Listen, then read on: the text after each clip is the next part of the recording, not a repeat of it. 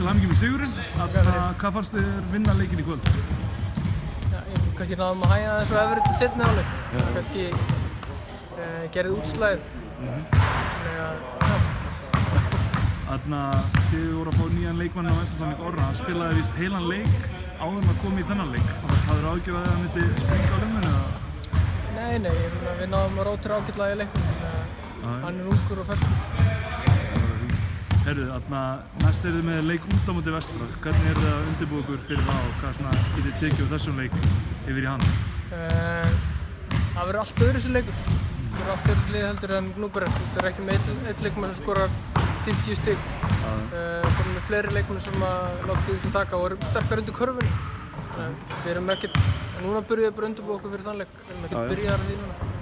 Verður Sveinbjörn með fyrir þann leik? Þið þurfið stóran mann upp á móti með Nemanja Knežević. Ég býstu því að hann verður með.